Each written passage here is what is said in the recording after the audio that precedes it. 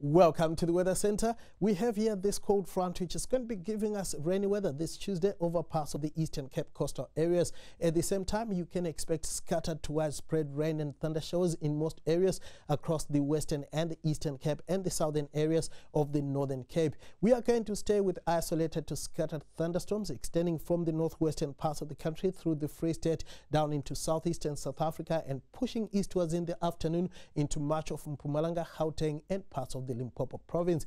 It's going to be partly cloudy and dry, however, across the interior of the Northern Cape.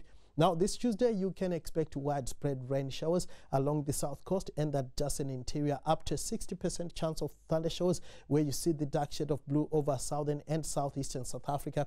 Just a 40% chance of thunder showers can be expected in the areas you see the light shades of blue across eastern South Africa. There is a small chance of light rain and drizzle for the first half of your Tuesday along parts of the west coast. Now, this Tuesday, we have a watch in place for heavy rains that could result in localized flooding in places along the south coast and the adjacent interior. We also have a watch in place for severe thunderstorms that could produce large hail and damaging winds over the eastern areas of the Free State and much of the Mpumalanga Highveld.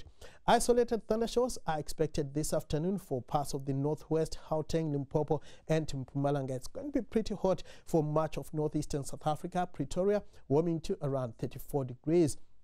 We are also going to see thundershowers across much of the Free State, scattered thunderstorms for KwaZulu-Natal, where Ladysmith should peak at a hot 36 degrees. Rain and thundershowers are forecast across the Eastern Cape. We are also going to see rain and thundershowers along much of the East Coast, Port Elizabeth, warming to just 19, hot as we go towards the KZ and coastal areas.